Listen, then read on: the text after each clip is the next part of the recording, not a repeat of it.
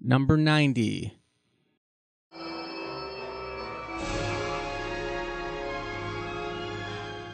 Coming off of the first three films, which played out like dramatic action films, deciding to make the fourth entry in the Trek franchise a flat-out comedy must have been a pretty ballsy decision. Don't get me wrong, as each movie came out, they each got more ridiculous, but somehow, Voyage Home does it without harming the reputation of the franchise. No, that wouldn't happen until Star Trek V. In this film, Kirk and his crew are on their way home to face the consequences of their actions from 3 when they intercept an alien craft that threatens Earth, potentially drowning the entire planet. Spock deciphers the alien language and determines that their message is intended for humpback whales, which have since become extinct. Using the usual technobabble, the crew of the Enterprise travels back to the 1980s so they can save a pair of humpback whales and preserve Earth's future existence. The film makes a blunt statement about how endangering species affects us as a race, which is a bit didactic for a Star Trek film. This was the age of Earth Day, where we were all concerned with saving the planet and pollution, so the film was appropriate for its time. But where the movie shines is its delightful sense of humor. Watch where you're going, you dumbass! Well, I'll double dumbass on you! No pun intended, but it's a fish out of water story where the crew of the Enterprise is truly out of their element. Watching them interact with 20th century technology and people is consistently entertaining. What does it mean, exact change? The scene where Scotty tries to work on the computer by talking into the mouse? Hello, computer. Classic. Spock's use of slang terms, Kirk attempting to explain the concept of swearing, not to mention Chekhov's attempt at finding nuclear vessels, it's all great stuff. Some criticize that the animatronic whales don't look real, but I'll be honest, I can never tell with that stuff. I fully believed that I was looking at real humpback whales, so the film succeeds in pulling the wool over my eyes. Unlike the rest of the series, this film doesn't have a clear villain. I suppose you could say that human nature is the bad guy here, which is a little melodramatic, I suppose, but they're up against time rather than fighting off another Klingon or superhuman villain, which makes it even more accessible for a wider audience. This is the one that most people can enjoy regardless if they followed any of the other movies or shows, and just have fun with it. And that's something you really can't say for a lot of other science fiction properties. The one nail in the coffin here is Catherine Hicks as Dr. Gillian Taylor. She's fine when she's interacting with Kirk. I find that her and Shatner have some good chemistry together, but good God, there are some scenes where she's truly terrible.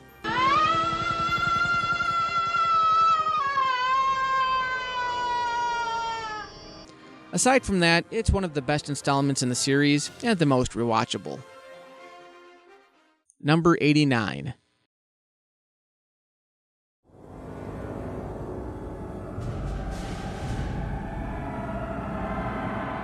As a kid, I would always see Alien and Aliens on video rental shelves, and I had no idea that both films were related. I just thought that they were two different films about aliens. Look at those covers.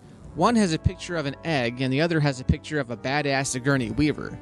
I didn't find out the truth until the release of Alien 3, which was actually my introduction into the Alien cinematic universe. To me, the Alien films are more about creating atmosphere than being fun experiences. The first film is just dripping with creepy atmosphere, perfectly setting up this desolate place for the characters to explore. The artwork and set design for these films are impeccable. The way the creature seamlessly blends in with its environment is breathtaking. These were all things James Cameron carried over into his 1986 sequel, which is much more of an action film than a slasher, but you can't ignore its obvious horror elements. The xenomorph is as terrifying as ever. You can tell in the new costume design that changes were made to make the creature more mobile. This is especially notable in the scene where they're crawling through the air ducts. But when you get one of these things filling the whole frame, that's where you get that full sense of dread. One of my favorite images from this film is where the alien emerges behind Newt in the water. So awesome. No conversation about aliens would be complete without talking about the roughneck soldiers charged with protecting Ripley as they go to investigate LV-426. Hey Ripley, don't worry. Me and my squad of ultimate badasses will protect you. I won't lie, I don't love the performances here. Bill Paxton in particular always comes off as a caricature. Now what the fuck are we supposed to do? We're some real pretty shit now, man! And yes, I'm aware that he won the Saturn Award for Best Supporting Actor, and a lot of fans love this character, but hey, I call it as I see it. But the characters' interactions with one another is a treat to watch, and their sense of camaraderie continues throughout the film. I kind of wish they would have interacted with Ripley a little more. From the very beginning, they don't believe her story, so it's understandable that there would be a disconnect. But as the film goes on, I get the feeling that she's still considered an outsider, mainly because of her lack of combat experience. However, Ripley's connection to Hicks and Newt take front and center, and seeing this family element surface and develop as the film heightens is a pleasurable experience, especially when you consider that both Ripley and Newt lost their original families to the alien, either directly or indirectly. James Horner's score, which sounds a bit like it was recycled from Star Trek II, works in delivering that sense of action and suspense, a stark contrast to Jerry Goldsmith's minimalistic compositions used in Alien. Of course, this is the film that introduced us to the Queen, which is by far one of the coolest creature designs in all of cinema. Even though there's a rigid, choppy kind of movement about her, the way she's filmed as Ripley tries to get away is amazing. That whole end sequence with Ripley fighting the Queen on the Sulaco is tense, serving as one of the most exciting climaxes in science fiction history.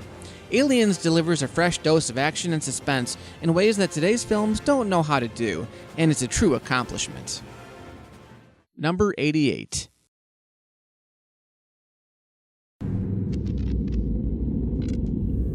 The best horror films need to be, well, scary. I'll admit, as much as I love the genre, I've been so desensitized by ultra gore, jump scares, disturbing imagery, and gruesome makeup that not a lot truly scares me in movies. But something about Oren Paley's low-budget found footage film really got under my skin, and it uses pretty minimalistic techniques to maximum effect. It's been a long time since a film gave me that haunting feeling, but I can't help it. It plays around with all those creepy sounds you hear in your house late at night. A creaking floorboard, possible movement coming from downstairs, and just that fear of going to check it out, that fear of the unknown that I think is relatable to just about anyone. The film follows Katie Featherston and Mika Sloat as they're haunted by an unseen demonic entity in their home. At first, there are just slight hints of the demon's presence, such as moving furniture or noises that they can't quite explain. As the film goes on, the demon makes its presence more obvious, and gradually things start to get out of control. At one point, they bring in a Ouija board to try and communicate with the demon, which is ill-advised, but it makes for a haunting scene. My favorite part is when they bring in a psychic to try and explain what's going on. At first, he points to all the logical things that it could be, but when he appears later in the film, he confirms that he fully feels the demon's existence and that his mere presence is just making things worse. This is overpowering. It's getting worse. Yes, it certainly doesn't like that I'm here, and I cannot help you. Then there are the moments that really play with the found footage aspect, such as when Katie stands by the side of the bed, just staring at Mika for hours on end, and the video time code fast-forwarding, letting you know she's been standing there for quite some time. The ending could be seen as hokey to some, but it's one of the most profound jump scares to me, and left a permanent impression when I first saw it. To this day, it's still a chilling experience that I seldom feel in horror movies. The sequels continue to play with creative camera placements, and in some cases, cleverly expanded on the story. When they started injecting CG, that's when the film started to lose their effectiveness. Nevertheless, the original is still pretty effective. Number 87.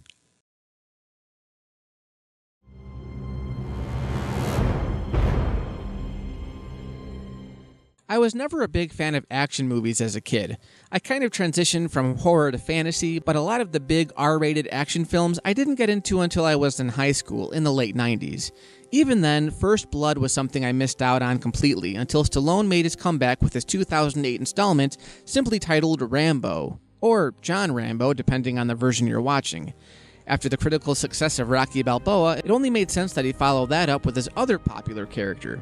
In many ways, Rambo was an even bigger risk, because unlike Rocky, who's a sympathetic character who just happens to be a boxer, Rambo was an all-out action hero, which meant that the role would be that much more physically demanding on the aging actor. Also, with Rocky Balboa, that film played with the notion that the character was getting older, and how unbelievable it seemed that a retired boxer could climb back into the ring. It took Stallone's age into account, while with Rambo it makes no such acknowledgement. Rambo is basically just forced back into the action, and while the characters do poke fun at his age, it doesn't play a huge factor. But as it turns out, Rambo is as fit as ever. You can definitely tell there's a huge age gap. Let's face it, like Rocky, it had been 20 years since we last saw Rambo gunning down soldiers on foreign soil. But I never looked at him and said, yeah, I don't buy it. From his first introduction in the film, Stallone gives that stone-cold, I don't give a shit look that makes him even more intimidating than ever. The film never attempts to fill in the gaps either. All we know is that he's given up on his country, and he now resides in Thailand, making a living catching snakes and giving boat rides. คราวหน้าขอเป็นงูหลาม okay? Fuck off, okay? When a group of missionaries asks Rambo to take them upriver, at first he declines, knowing full well the dangers that await them, until the woman, Sarah Miller, convinces him to take them anyway. There's nothing missing in our lives back home. We're here to make a difference. We believe all lives are special. Some live, some no. Even after they run into a band of sadistic pirates, the missionaries still insist that Rambo continues up the river. They even threaten to report him to the authorities because he killed one of the pirates, even though he saved their asses. At this point, Rambo should have just walked away, which he pretty much does, until it's revealed that the missionaries have all disappeared. Now Rambo has to team up with a bunch of mercenaries to go find them. What follows is some of the most intense action scenes ever committed to film. This was a personal film for Stallone, who actually filmed part of it on the outskirts of Burma, where he witnessed actual refugees and survivors of the hostile situations that actually took place there. Apparently, Stallone and members of the production crew were nearly shot by Burmese military during filming, and actor Mang Wang-kin, who played the film's villain, risked having his family incarcerated just by acting in the film. Talk about dedication to your role. The film is also unusually graphic, even by 80s action movie standards, which was, believe it or not, a result of the film's low budget. According to Wikipedia, the only way Stallone could figure out how to make the film memorable was to just make it bloody as hell, and fake blood was cheap, so why not? To be fair, that is one of the reasons why I love this film. Think about all of the 80s franchises that have been neutered by PG-13 ratings. Can you imagine a PG-13 Rambo? But there's also an art to this film. It isn't expressly character-driven, but some of the action scenes are just so hard to watch. Stallone's use of music in certain scenes actually detracts from some of the gritty realism, which Stallone said was just too intense without music. The film has a grit and a sense of realism that wasn't present in any of the past films, and it's for that reason that this, to me, is the ultimate Rambo movie to watch. If you have to pick one to introduce you to the series, this is it. Number 86.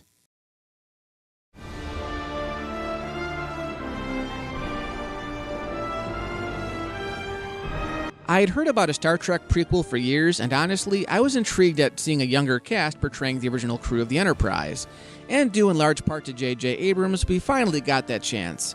Although it wasn't exactly a prequel that we got. The trailers were all about this ain't your father's Trek, and in some regards, that's true. It's got some kick to it. Remember how long it took Robert Wise to reveal the Enterprise in Star Trek The Motion Picture? Yeah, here it's revealed in a matter of seconds, and then we're off and moving. The casting here is nearly flawless. Chris Pine is uncanny as a young Kirk. Alert Medical Bay to prepare to receive all crew members from the damaged ship. And how do you expect us to rescue them when we're surrounded by Klingons, Captain? Alert Medical. You can definitely see a young William Shatner in that performance. I know there are people who thought he was pretty unlikable from the beginning, and maybe he was playing off the fact that, allegedly, a lot of the original cast hated working with Shatner on the set, but I thought that's what made him such a dynamic character in this film. Maybe the crew shouldn't like him at first because he's cocky, he's a womanizer, and he cheats. Yeah, call it what you want, the Kobayashi Maru, he cheats, plain and simple. But having him be this cocky asshole, only to have him gain his crewmates' trust, makes him more interesting. My favorite addition to the cast is Carl Urban as Bones. One tiny crack in the hull and our blood boils in 13 seconds. Solar flare might crop up, cook us in our seats. And wait till you're sitting pretty with a case of Andorian shingles. See if you're still so relaxed when your eyeballs are bleeding. There's some imitation going on, but it goes back to what I said with Jim Carrey in Man on the Moon. As an actor portraying an established character, there's a fine balancing act between imitation and embodying that character, and I think Urban does the best job of that. Who was that pointy-eared bastard? I don't know, but I like him. Where the movie loses a little of its momentum is its explanation of how the older Spock, or Spock Prime I guess, fits into the narrative. I like the idea of this just being the first adventure of the original crew, but injecting the older Spock into the story, making this as hard of a reboot as it gets, it was a little off-putting. I loved seeing Leonard Nimoy reprise his iconic role, and as the story plays out, it becomes a little more acceptable, given that the film's villain, a rogue Romulan named Nero, is also from the future. And as fun as the action set pieces are, it also packs an emotional punch. In the first 10 minutes of the film, Kirk's dad is killed while his wife gives birth to Kirk. It gets me every time. During the Next Generation series of films, this series was really starting to grow stale, and thanks to this reboot, it seems that the franchise is back on track. But as a fun science fiction film, it does that too. Number 85.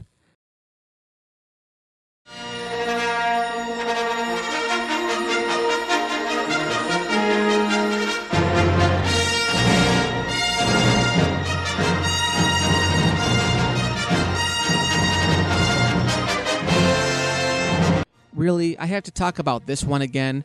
I should just insert one of my other reviews here, but in short, it's got everything a science fiction fan should ever want in a film.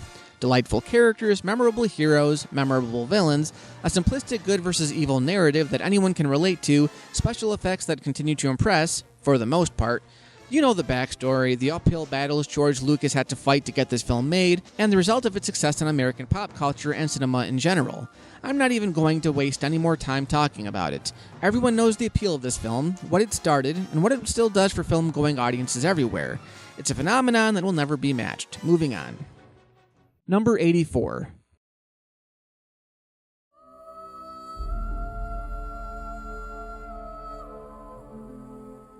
God, this movie generated a lot of hype when it came out. Everyone flocked to see this. I don't know if it was the behind-the-scenes stories, if it was just an effective marketing campaign, a really long trailer, but somehow this film captured everyone's imaginations. For a big blockbuster movie that was capturing a pretty tragic event, it sure became the major talking point of 1997. It swept the Academy Awards, it was parodied countless times over the years, and it raised Leonardo DiCaprio and Kate Winslet to soaring levels of success. But what about the actual movie? Okay, here we go. When the film first came out, I, like most everyone else who saw, thought it was a massive achievement of filmmaking. The details involved in capturing the entirety of the ship sinking, not to mention everyone aboard in those final moments, was entirely captivating. And unlike Pearl Harbor, in which the love triangle just got in the way of what the real story was, the romantic angle here propelled the story forward. You really feel like Jack and Rose are legitimately falling in love, even if they did just meet. I think that fatal flaw is the reason I've been so dismissive of the film over the years. It's not realistic. Here we go with film logistics.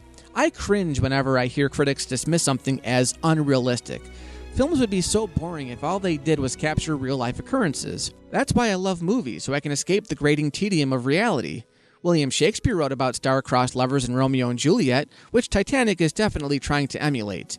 And if you watch a lot of romantic films from the 30s and 40s, specifically World War II films, there's an element of fast-paced romance there.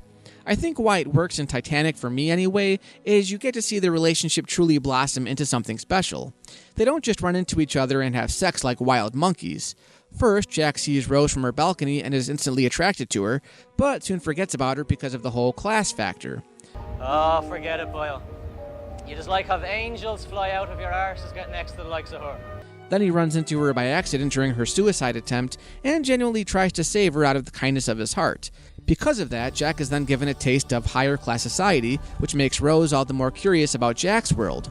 Rose then realizes that maybe she'd be happier living in Jack's world, and their romance grows from there. Yes, it happens in a very short amount of time, but that's also why the film works. With a movie like this, of course we know the damn boat sinks. But this ship can't sink. She's made of iron, sir. I assure you, she can. And usually, in the case of Michael Bay or Roland Emmerich, audiences would just be waiting the entire film to see that happen. But with Cameron at the helm, he gives us other things to focus on. Here, the ship sinking is really just a big inconvenience for these two characters. I don't mean to cheapen the disaster of the Titanic sinking, thousands of people died, but honestly, the story of Jack and Rose is what keeps the movie afloat. Pun intended, I guess. You could have filmed the romance against any historical event. Their story, first class mixing it up with third class, a woman of privilege being more shackled up than the poor guy who can't afford a decent set of clothes, it's a timeless story. That's why the movie works. You could nitpick this film 1,000 times over, sure, but after watching it recently, I must concede. It's one of James Cameron's finest. There are a lot of things working for him here, and it's a pretty memorable film that I think people are still talking about. Number 83.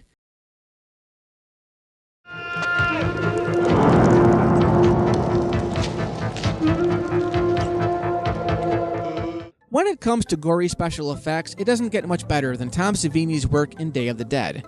Say what you will about the lighter tone and the social commentary of Night and Dawn, but for me, no zombie film comes close.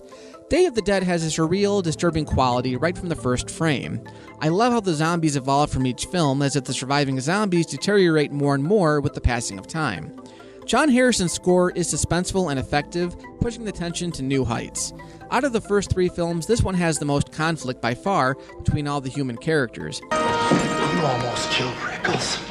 Yeah, you almost fucking killed Rickles. It's got a group of scientists holed up in an underground bunker, mixing it up with trigger-happy soldiers, all led by the psychotic Captain Rhodes.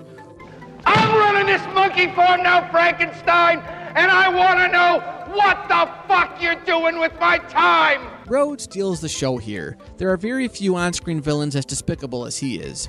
Every time he makes an appearance, you're on the edge of your seat just wondering what he's going to do next. What the fuck is wrong with you people? They're dead! He constantly threatens the scientists who are merely just trying to find a cure to the zombie epidemic.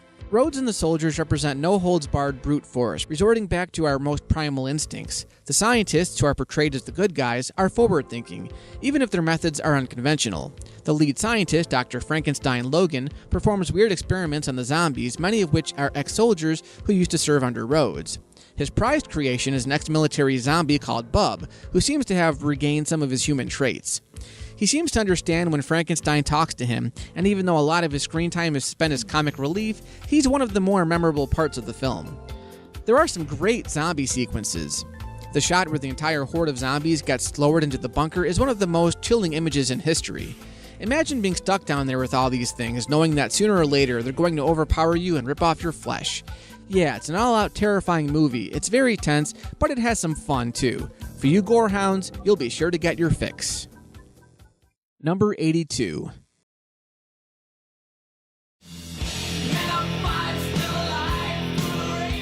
You're probably pointing out how I've already contradicted myself about where I placed Day of the Dead, given that I placed Zombieland one spot higher. Well, as far as balls-to-the-wall zombie films go, Day of the Dead is my favorite. But Zombieland, at its core, is more about these quirky, kind of terrible characters forced to become a family due to a tense situation, which in this case happens to be a zombie apocalypse. And while, yes, this is technically a zombie movie, the zombies here are more like diseased humans than your traditional Walking Dead people. I know I'm splitting hairs, but my point is Zombieland has a lot of heart that you seldom find in horror movies. In many ways, it's an homage to the 80s slasher genre. This is a pretty funny movie, and a lot of the excessive gore just adds to the hilarity. Woody Harrelson is pretty tame nowadays. Did you see Solo? But here, he's back to being good old Woody, performing his zombie kill of the week. There's a box of Twinkies in that grocery store. Not just any box of Twinkies, the last box of Twinkies that anyone will enjoy in the whole universe. Time to nut up or shut up. Watching him try to get along with the weak-willed Columbus is a movie on its own, and realizing how dim-witted they are as they constantly get outsmarted by Wichita and Little Rock is pretty hysterical. But aside from all the violence, the film honestly has a lot of little moments that adds up to something truly special. The scene with them driving, switching positions in the car as they all try to relate to one another, is a pretty potent scene, as well as the scene where they just trash this Indian gift shop. And I can't forget to mention the Bill Murray cameo, hands down the highlight of this film. God damn it, Bill fucking Murray! Surprisingly, this movie didn't get a sequel. There was actually a pilot filmed for a potential TV series in which none of the cast members returned, and there have been talks about a true sequel in the works, but honestly, I'd be happy if this just turned out to be one of those rare one-offs. Zombie films rarely end happily, so maybe their story is the exception. Either way, it's a true horror delight. Number 81.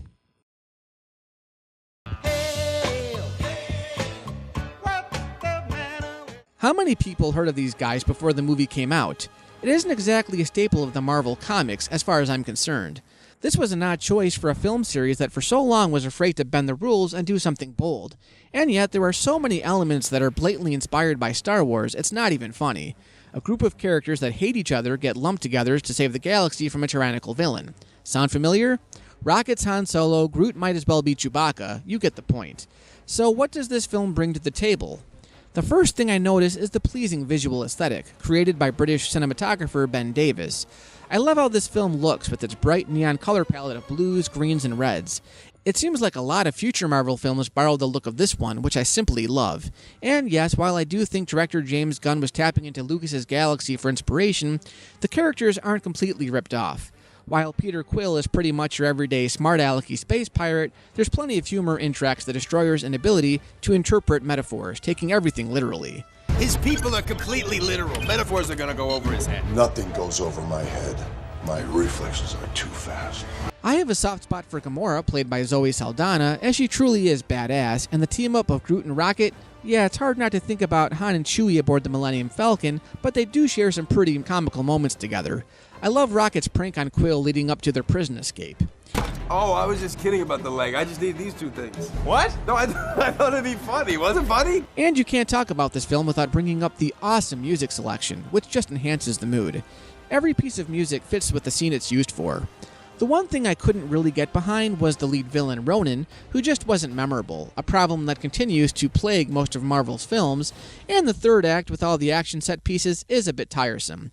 But by the time it ends, it's a fun experience. I wish they made more space operas like this one, even if they were all knockoffs.